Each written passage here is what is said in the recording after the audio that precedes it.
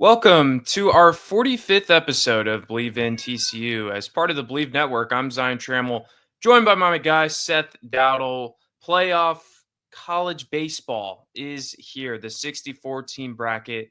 It was revealed yesterday, and we're going to break it down. We're going to go deep dive into the bracket as a whole, as well as the Corvallis Regional, where the TCU Horned Frogs will be headed to this weekend.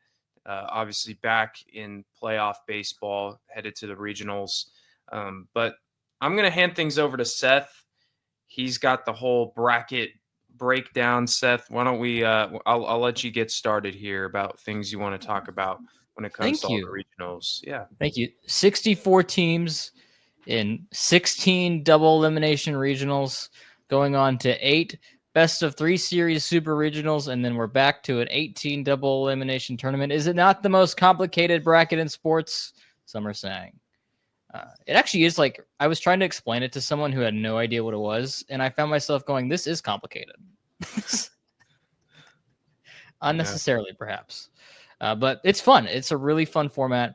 And every year it comes around, I'm reminded of just, it's really underrated compared to the other like March Madness and I guess the college football playoff would be the other one. But I think it's really underrated when it comes to those. But yeah, 16 regionals. TCU, we'll talk about in a little bit. Unfortunately, not getting a host spot. Some would say controversially, no Big 12 team hosting, but 8 made it in. That's the third most of any conference, and it's the most for the conference since 2009, and yet no hosts, Zion. Isn't that crazy? That's crazy. That is wild to me. The Big 12 obviously didn't have the greatest season. Maybe a down year, you could say, but to not even have one is kind of ridiculous. Should have at least gotten one. Yes. Let's walk through the team breakdown of like conferences. We can talk about that. The SEC, 13 out of its 16 members made the tournament. 8 of them are hosting. Those hosts are number 1 overall seed Vanderbilt, number 2 overall seed Texas, number 3 overall seed Arkansas, number 4 overall seed Auburn. The top 4 seeds are all from the same conference. North Carolina breaks up the monotony as the number 5 overall seed. Thank you, Tar Heels. But then LSU, the number 6 overall seed, Georgia, the number 7 overall seed, and then Ole Miss, number 10, and then Tennessee, number 14. They are all hosting regionals. A lot of hosts. It's a good conference, obviously. I would not be surprised if the national champion is, an SEC team this year. The best players play in the SEC, but you cannot tell me that 8 of them deserve to host over maybe one Big 12 team like TCU or perhaps some other team from another conference. I can't think of one off the top of my head, but there might be an argument for some other team. It's crazy though. 13 out of the 16 teams make the tournament. It's crazy stuff. Then in the ACC, oh sorry, yeah, go ahead. No, I was going to talk about. I saw the reaction of the Georgia Tech players. They were not very happy. I think they were a team that was kind of thinking they would host as well, but they're in the Oxford Regional. Yeah, Georgia Tech won the ACC regular season and is not hosting. So kind of bananas there. But hey, it just sets up for Georgia Tech to potentially play Georgia in a super regional because they're matched up. But that's beside the point. Yeah, speaking of the ACC, 9 teams made it in from the ACC. I think the ACC is very much underrated. I think there's a lot of really good teams in that conference.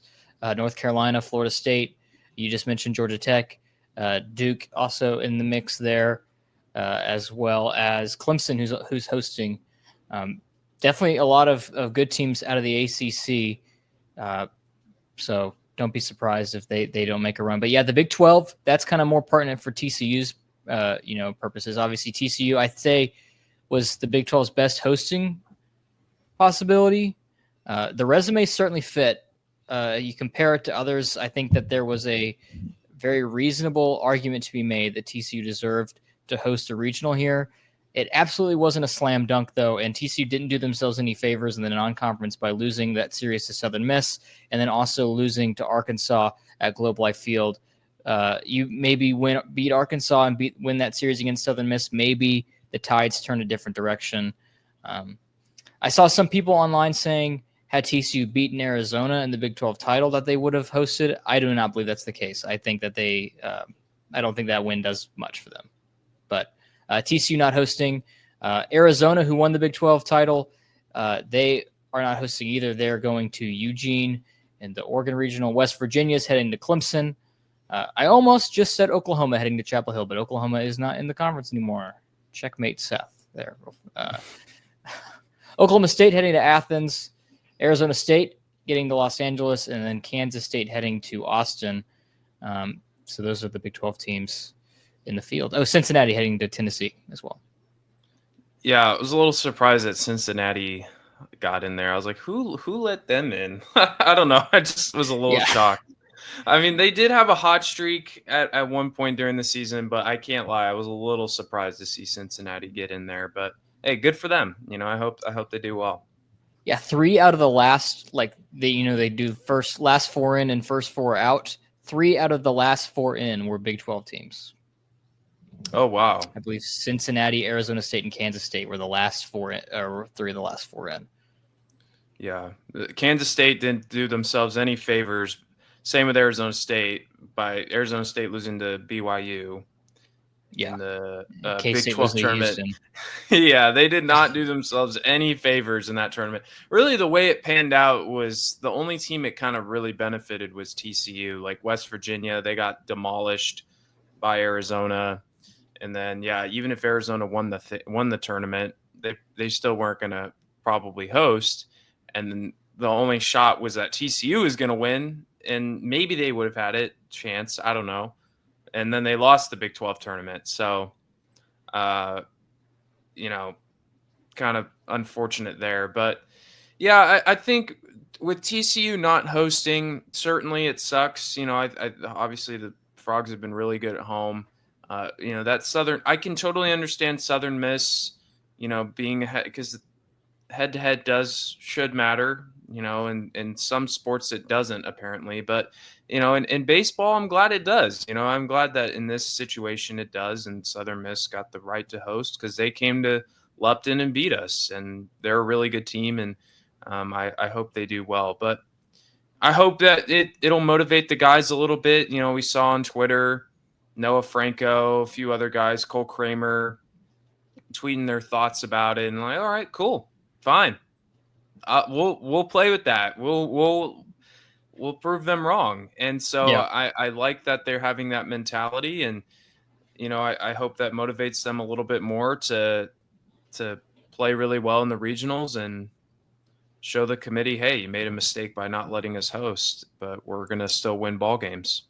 Yeah, and I miss Kansas. Kansas is going to Fayetteville. So Arkansas, for the 3rd straight year, has to face a Big 12 team. They've lost to TCU and Kansas State in the last 2 in the regional round. So we'll see if they can do it there. But good luck. Yeah, I'm gonna say it's not easy for Kansas, but hey, they're bats. You never know. That Fayetteville regional is very basketball coded. Arkansas, Kansas, and Creighton are all in that that regional, and then there's North Dakota State. But it's very much if you would have told me that's a regional for basketball or something, I've been like, oh yeah, sure, or North Dakota State thought this was the FCS football championship whenever they came in here. Yeah. But back to that point about TCU being the 2 seed, and also speaking of that Fayetteville regional from 2 years ago, TCU knows wholeheartedly that you do not need to host to make it far.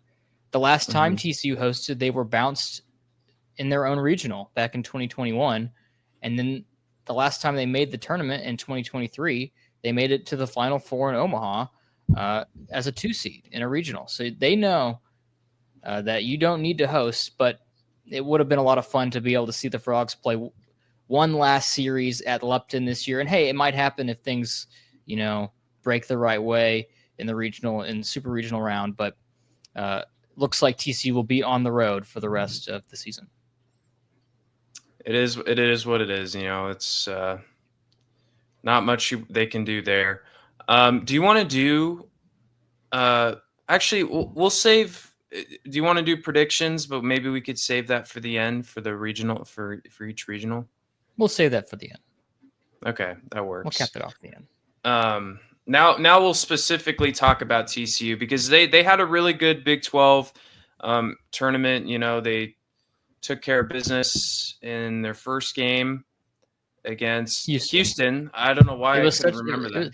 That game happened at like midnight, and I barely remember it either.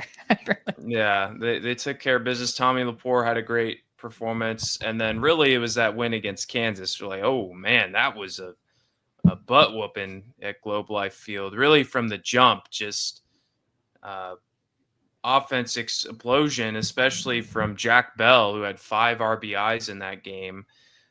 So that was fun to watch. And then that Arizona game, obviously, would not have expected them to be held to 1 run in a championship game, but they had opportunities. They couldn't capitalize.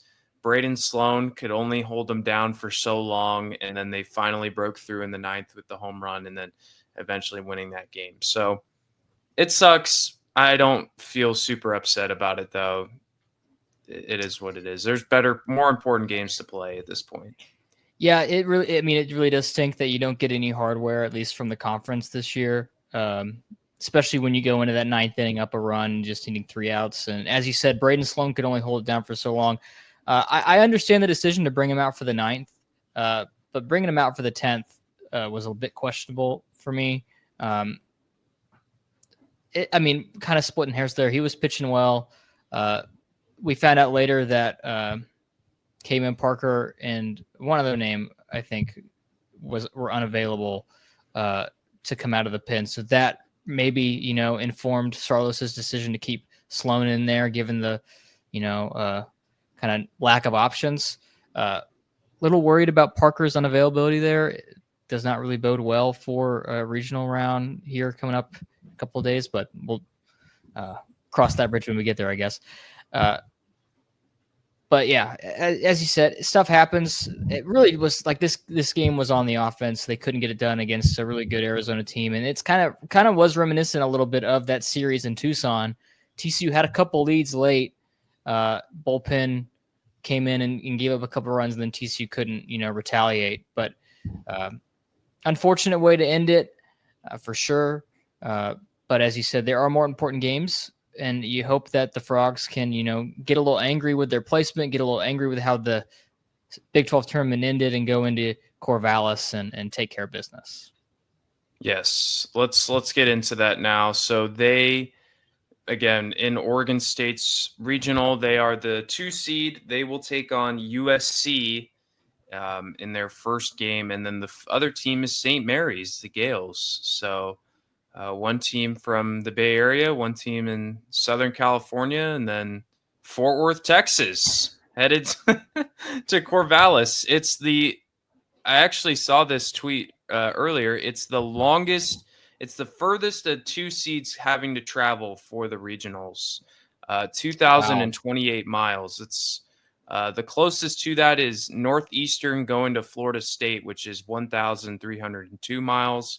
But TCU going to Oregon State, 2,028 miles. It's a long way from home for the Horned Frogs in a completely different time zone. But no excuses. No excuses. It is crazy, though, that they get placed that far away. I don't really know where they would have gone. That would have been closer, though, to be honest, but it doesn't matter. Yeah, you got to go. Take care of business. TCU does have some history with Oregon State in regionals, Zion. The last time that TCU hosted a regional, I believe in 2021, I'm going to fact check myself here, but I believe Oregon State was in that regional, in the Fort Worth regional. And I believe Oregon State beat the Frogs, ending their season in 2021 at the Fort Worth regional. Interesting. I didn't know that. As we speak, though. Wow. Yeah, probability of winning regional according to 643 charts. Oregon State has a 34% chance, but TCU is not far behind at 32. So, I do believe that, yeah, that TCU is in a decent spot. And yes, I was correct. Oregon State beat TCU 3-2 to end their season before losing to DBU in the regional final in 2021. wow, I didn't know that. That's Uh, interesting. but yeah, I think TCU's got a good shot. I think Oregon State, I don't know how much this is going to play in. Oregon State is not in a conference. Therefore, they have not played a game in a little while because they That's didn't have true. a conference tournament to play in. They only played 19 games at home this entire year, Oregon State, because they had to kind of patchwork a schedule as an Yeah. independent. How does that long layoff affect the Beavers? Obviously, TCU has to take care of USC first, but how does that long layoff affect the Beavers specifically in their own region will be a question for me moving throughout the weekend. Yeah, and again, you like you said, you got to take care of USC, but obviously, it's probably going to run through Oregon State. Saint Mary's is a little bit of a heater coming into the tournament, but we'll see. I think Oregon State will probably take care of business, but I kind of like where TCU is at in this tournament. I feel, or in this regional, a team that very well could be hosting. That's probably got to be a little intimidating for the rest of the teams coming in and seeing that TCU is a 2 seed and they very well could be hosting. But yeah, I think again, similar to what I said about the Big 12 tournament, I think it's going to come down to starting pitching. Tommy Lepore is going to anchor this thing and get you 6-7 strong innings in that first game. But where do you go from the remainder of that point? And, we've saw some great performances. I was excited to see what Luis Rodriguez would do, and he was great for TCU. Braden Sloan was terrific as well. So that does kind of help that issue a little bit. But in a double elimination, you're going to have to depend on a lot of pitching, especially if you lose that first game to USC, it's a long road to get back there. So I'm excited, but I think that's kind of what I'm looking at right now. It cannot be overstated how important game one of the regional is. Getting a win there is so important because it sets up your pitching for the rest of the regional. If you win game one, you only have to win 2 more games to win the regional. If you lose it, I believe you have to win 5. Jeez, that's crazy. No, 4. It's 4. Sorry, 4, which is still double. It's still double the amount of games.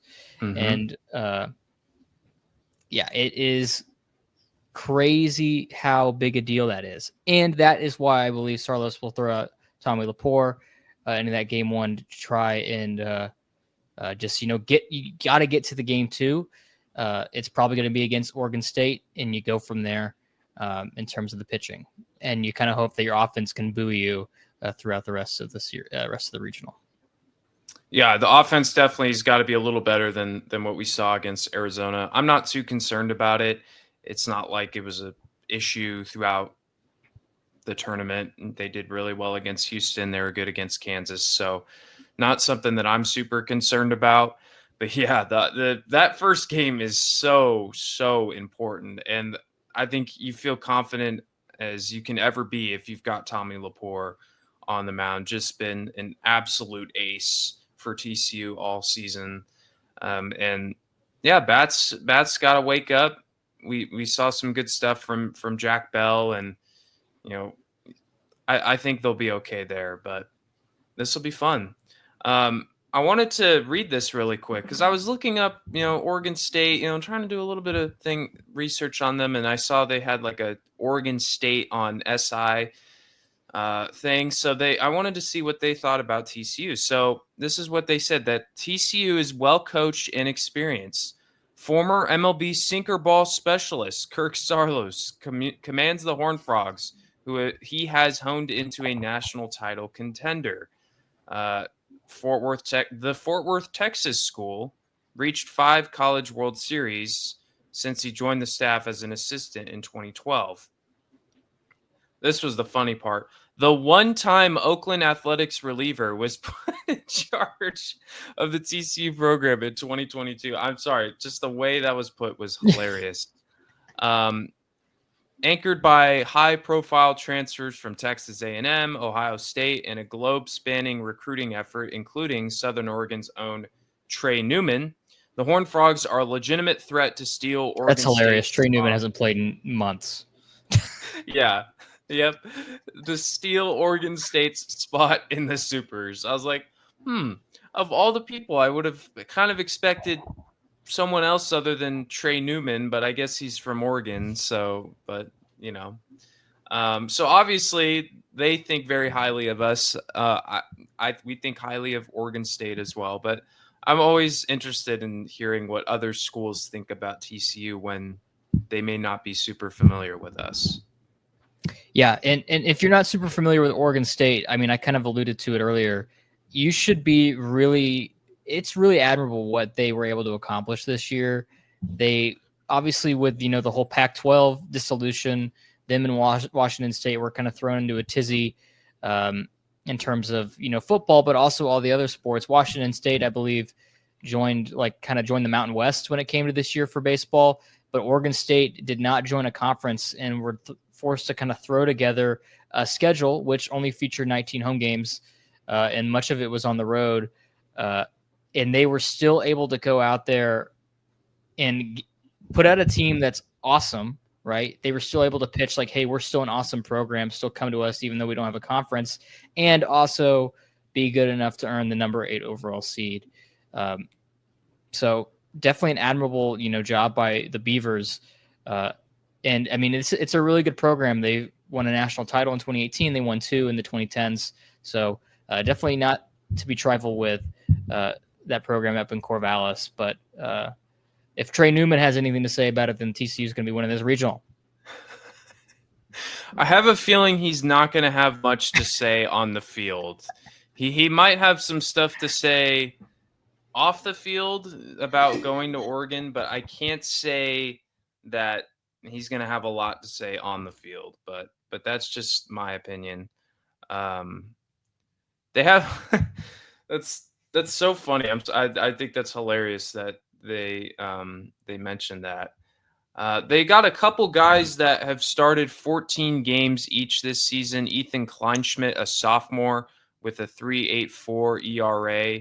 Opponents hitting 205. He's got 89. Both their starting pitchers. The other guy is Dax Whitney, who's a freshman.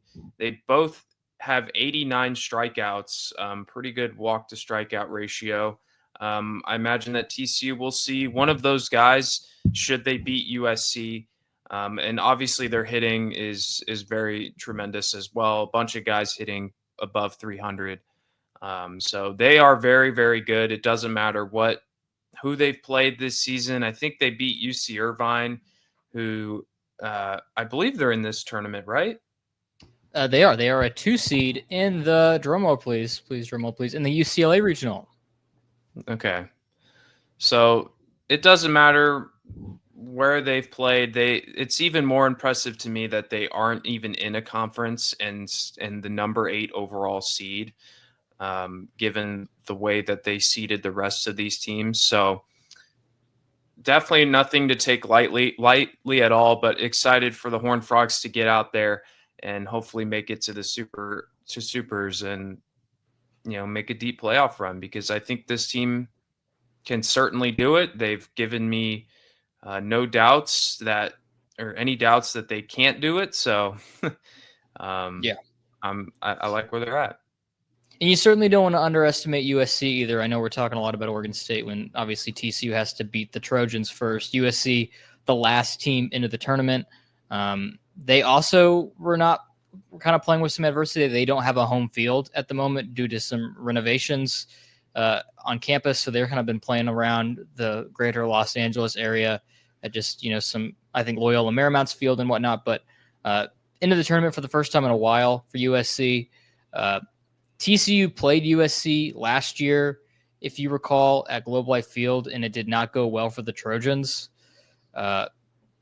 Obviously, this is a totally different scenario with two totally different teams. Neither of those teams made the tournament last year anyway. So, but that is just one little nugget that we can, look back on when evaluating potentially how this game will go. But again, if Tommy Lepore is on the mound, I feel very confident that TCU can go out there and pull out the victory against any team that they face. Absolutely. Do you want to do regional predictions for all 16 of them? Sure, we can give it a shot. As always, vibes only. This is vibes only. This is, look, college baseball. I follow TCU. I know what's going on in the Big 12 and a little bit of the SEC. Other than that, not much of a ball knower. We're being honest here. At least I am. I don't know about you, Seth, but probably maybe a little bit more, but vibes only still will take us a little bit far. Self-plug, I wrote about this on my Substack this morning, sethdowdle.substack.com. Go check it out. I wrote about all the vibes for the tournament, so go check that out. A little self-plug promotion. Yes, go check it out. I'm pulling it up right now, so that will help me look at each regional. Okay, I got it. All right, we'll start off with the Nashville regional. We've got Vanderbilt, the number 1 overall seed. They won the SEC tournament. They've got Louisville, East Tennessee State, and Wright State. Who are we picking to win the Nashville regional? Now, obviously, logic says Vanderbilt. They're the number 1 overall seed, right?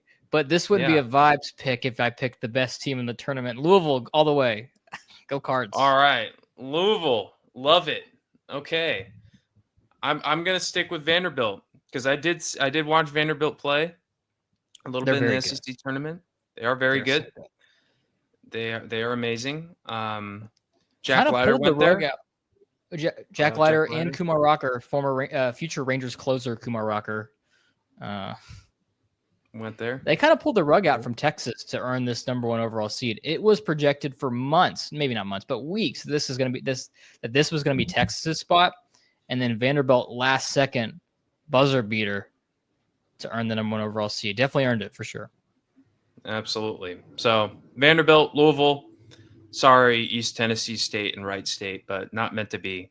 All right, the next one we've got here on Seth's list here is the Hattiesburg Regional. Southern Miss, who TCU lost to early in the season in a series at Lupton. They're the number 16 overall seed. They've got Alabama, Miami, and Columbia. Who are we feeling? If I was being like a total jokester, like I tend to be, Columbia would totally be the pick here. But it's Southern Mississippi. They're a wagon. They beat the Frogs. Obviously, they must be very good. So the Golden Eagles will fly on to the Supers. I agree. That was going to be my exact reasoning. They looked really good against TCU. They've got really good pitching. They've got couple good bats. I feel good about Southern Miss winning that regional. All right, next up we got TCU's the Corvallis Regional, not TCU's. No, this is TCU's regional. This is TCU's. Oregon State, TCU, USC, Saint Mary's. As our guy Nick Giramonti said, it's going to be TCU defeating Saint Mary's on a walk-off. So that's what I'm going with. That's what I'm going with as well. I don't think there's any other reason, any other thing that it could be other than a Cole Kramer walk-off bomb, his 4th homer of the year against St. Mary's in the bottom of the 17th in Corvallis, Oregon. Yep, you heard it here. You heard it here first, folks. TCU gonna walk off St. Mary's. I like St. Mary's, like their baseball program, but it's got to happen. TCU moving on. Some underrated jerseys, by the way, St. Mary's pulling out there. They do, yeah. I like the jersey combination that we've got with all 4 teams. Lots of different colors. Mm-hmm. It'll look good. Okay, so the winner of that regional will play in the winner of the Tallahassee Regional, which is Florida State, the number 9 overall seed, Northeastern, Mississippi State, and Bethune-Cookman? Beth- What Beth- on earth? What is that?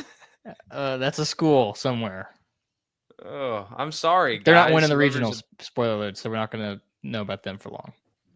okay. I apologize. I've never heard of them. It's okay. It's okay. Northeastern has won 27 games in a row. What? 27 games?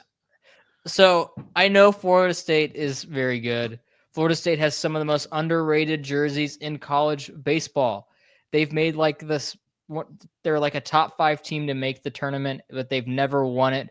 And it will continue because the Northeastern Huskies, who Zion had just told me a couple minutes ago, traveled over 1,000 miles to get to Florida, will continue to win. And they will, by the time this thing ends, they will have won 30 games in a row. Okay. I love it. Honestly, I'm gonna go with Northeastern as well. Screw it. Why not? Isn't that crazy though? That is crazy. 27 wins in a row. They don't know how to lose at this point. So why would I bet on them to lose now? I mean, come on. I wish they were hosting. I know probably their resume didn't, maybe strength of schedule or whatever. But wouldn't that be nuts? Like a Northeastern host. There's probably like 6 seats at that baseball stadium. Yeah, there's probably not many, but we'll go with Northeastern to win it. All right, on to the Chapel Hill Regional. North Carolina, the number 5 overall seed, has Oklahoma, Nebraska, and Holy Cross. I'm gonna go with Nebraska. I don't know why, I just am. I respect it a lot. A little side tangent. When I was a kid, I watched this YouTuber called Dunbar Snack Bar, and he did a NCAA 14 Nebraska dynasty, and I somewhat fell in love with the Cornhuskers for a little while there. So I totally respect the decision. I'm going to go with North Carolina though, because Carolina blue is my favorite color. It is. I love their jerseys. Love them. Didn't Nebraska play in the Big Ten? They won the Big Ten tournament. Title, yeah. I saw that they were playing UCLA, right? Yeah, they are like 5 games over 500 and absolutely stole a bid to be here. Okay, cool. I'm riding high with the Cornhuskers. Serious note, there always is like a team like that though that like steals a bid and then goes on a little bit of a run. So maybe it's Nebraska. Yeah, for some reason, whenever I look at the bracket for the regionals for college baseball, it's so easy for me to be like to pick all the favorites because for some reason in my head it just feels like the hosts are always significantly better than the rest. I mean, they're supposed to be the best team in the regional, obviously, but like to me, it just feels like they're always significantly better. So I have to throw in a couple upsets though. The odds are obviously that the host will win. And I'd say that probably over half of the hosts will win their regional, but there for sure will be some weirdos that make it. Now, will the weirdos win the super regional? Probably not, but there will definitely be some. I mean, like look at the softball regional. Number 1 Texas A&M lost to Liberty in their own regional. Yeah, so it's crazy. Weird stuff happens. So the winner of the Chapel Hill regional will play someone from Eugene. In the Eugene regional, we've got Oregon as a number 12 seed, followed by Arizona, Cal Poly. Oh, hey, Cal Poly in Utah Valley. Shout out Cal Poly, but give me the Wildcats of Arizona to win it. Same here. Big 12 homer pick for sure, but Arizona, the way they play in the Big 12 tournament really kind of opened my eyes to what they can do in a postseason format. So give me the Wildcats. Yeah, they are not a team that I think they were towards the bottom of the Big 12 in home runs. And of course they hit one to tie the game against TCU, but I like their offense a lot. They've obviously been resilient. They've come back before, and I think they can knock off Oregon. Or Cal Poly. They could play Cal Poly somehow in the Cal Poly. I don't know why that's so. I don't know why I'm so thrown off by Cal Poly being there, but it's just funny to me. San Luis Obispo represent. Exactly. Yeah, I know some people that went to school there. So, okay, next one, another SEC host, Auburn, the number 4 seed. They've got NC State, Stetson, and Central Connecticut. Something's pulling towards Stetson for me. I don't know why. Some vibe is pulling me towards Stetson here. Do you want to know what that vibe is? I'll tell you exactly what that vibe is. I'm going to name 3 Stetson alumni that are in the big leagues right now, and your jaw's going to drop. Or actually, one's not in the big leagues, but he was very good. In the MLB right now? In the big leagues, yeah, right now. Okay. All right. Stetson has produced a combined has produced 4 Cy Youngs in the past decade. Whoa. 2 of them were won by Corey Kluber. The other 2 by Stetson alum Jacob deGrom. What? Jacob deGrom went to Stetson? And Logan Gilbert also went to Stetson. Logan Gilbert, very good pitcher for the Seattle Mariners. So there's like a decent chance that there's like a decent chance that there's a stud pitcher on Stetson right now that people are going to hear about in a few years. Yeah, but they don't know about, because I bet you Logan Gilbert, Corey Kluber, and Jacob deGrom. Jacob deGrom, didn't he play like shortstop? I think he played like shortstop in college. He did, yeah. Yeah, give me the Hatters for sure here. Yeah, I mean, like, this is the vibe pick for sure. This is the vibes pick so far. Absolutely. Yeah, a lot of people were upset about Auburn being a top 4 seed. I was a little bit too. I don't know anything about Auburn, but I saw 18 losses. I saw 18 losses, and I was like, okay, wait a minute. It does make sense. I think it should have been Carolina, for sure. Anyways, whatever. Stetson's. What do we know, man? Stetson's gonna step all over Auburn, anyways. Now we've got the Conway Regional, number 1, the 13th overall seed, Coastal Carolina, followed by Florida, East Carolina, and Fairfield. I'm gonna go with Coastal Carolina. I love their jerseys. Very good jerseys, very good color scheme. Remember in 2016 when they won the national title? People, I didn't remember that, but that's. I think people forget. They beat TCU in that College World Series to make it to the final, for what it's worth. Dang. But yeah, give me Coastal. Okay, that was quick. Next up, we've got the Austin Regional. Texas, the number 2 overall seed. They've got UTSA, Kansas State, and then Houston Christian. Give me the Horns by a mile. I don't think it's even going to be close. No. Schlossnagel, it would be objectively hilarious, and I know we're supposed to be like Texas haters here. It would be hilarious if Schlossnagel led Texas to a national title in his first year. That would be pretty funny. A&M doesn't even make the tournament after being the preseason number 1, and then Texas wins the title. Would be hilarious. It'd be crazy. TCU did see UTSA and Kansas State during the year. I'm not really worried about. I think Texas rolls through them. Yeah, me too. They're good. Yeah, they've their offense. They got a potent offense that'll power them through. The winner of the LA Regional, UCLA, the number 15 overall seed, followed by UC Irvine, Arizona State, and Fresno State. This is kind of an interesting regional. I like this one. I do too. Give me UC Irvine. We agree. We agree wholeheartedly here with UC Irvine pick.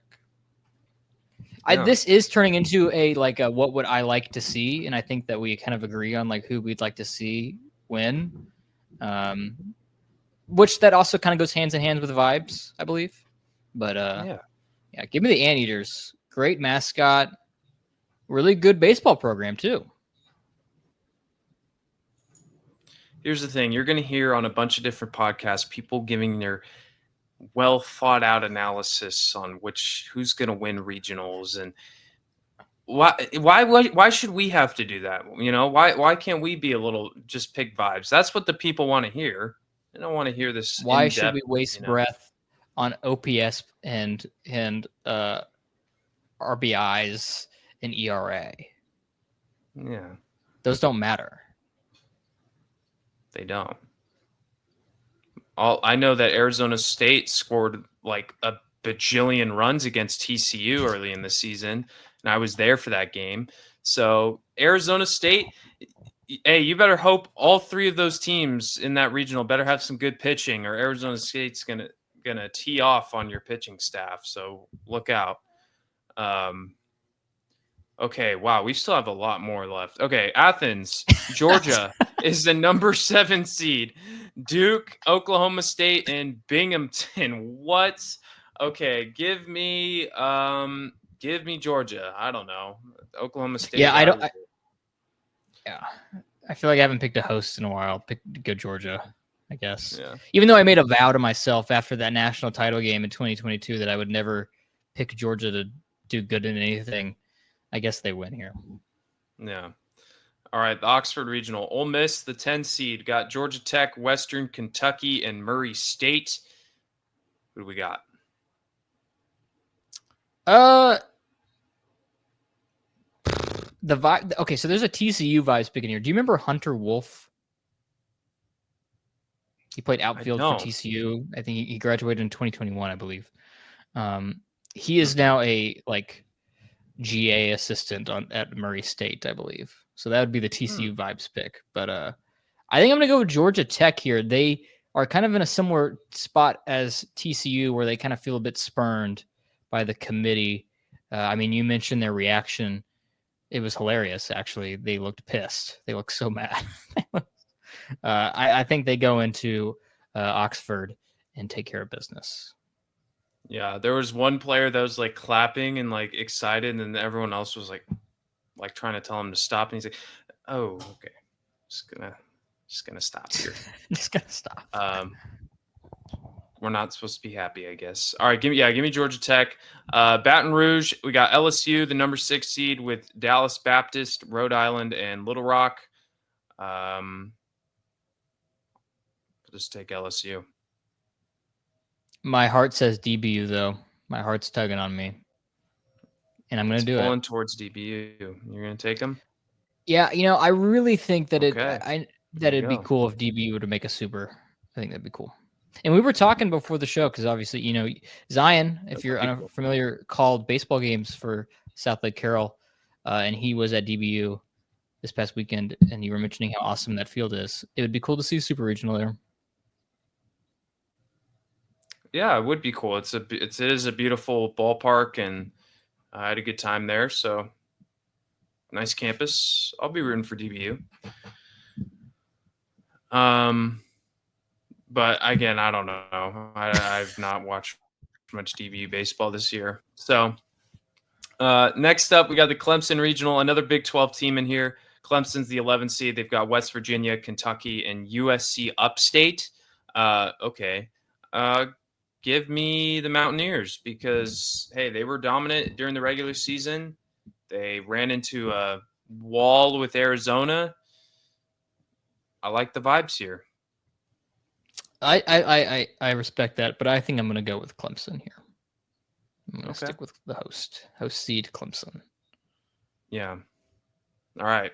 The big one. This one's personal for Seth here. We got Arkansas, the 3 seed, with Kansas, Creighton, and North Dakota State. Does Arkansas lose to another Big 12 team? No. Logan Maxwell was sent on a mission to stop this.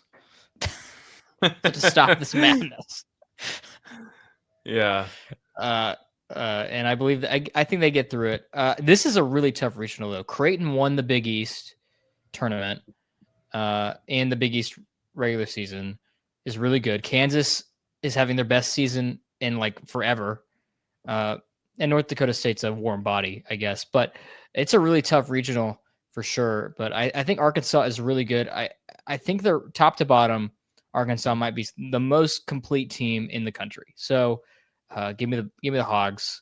That atmosphere in Fayetteville is going to be nuts. So yeah, Razorbacks. Same. Give me Arkansas. I know TCU won there a couple years ago, but I was really glad that we were not in that regional because Arkansas fans are just nuts. They are so committed to their athletics there, and it is incredibly difficult to win there. So give me Arkansas. I think the only reason TCU won. I think the only reason TCU won that regional is because they took those crazy nutcases out of the. And I say that endearingly, by the way. I say that endearingly because I am one of them. They took them out of the game so early that it was just they couldn't do anything anyway. Yeah, and it's tough to do that twice. So I don't know. Yeah, give me Arkansas. Then finally, the Knoxville Regional, Tennessee. If you lose a lot, you can still host, especially at the end of the year. Wake Forest, Cincinnati, and Miami of Ohio. I hope I hope Cincinnati somehow wins, but it's not going to be them. So give me. That would be hilarious. Cincinnati somehow winning with their offense. Give me Wake Forest. Wake Forest, very good program, obviously, but are they as good a program as Rocky Top is a song? No. So give me Tennessee. Okay. There you have it, folks. The expert analysis over here at Believe in TCU, breaking down the college baseball regionals, which will take place this weekend. Again, TCU in Corvallis. They'll take on USC, I believe, on Friday for the first game of this regional, and the road to Omaha begins. Excited to watch this journey unfold, and hopefully they can find themselves a winner of the regional. Next week, we'll discuss the results of that. And even if TCU loses, I'm sure we'll still preview a little bit with super regionals, but we'll see what happens. Thank you all for tuning in to this episode of Believe in TCU. You can follow us on Instagram, subscribe to our YouTube page, or listen to us wherever you get your podcasts, all at Believe in TCU. So for Seth Dowdle, I'm Zion Trammell. Thank you all for tuning in to this pretty lengthy episode of Believe in TCU. We'll see you guys next time. As always, go Frogs.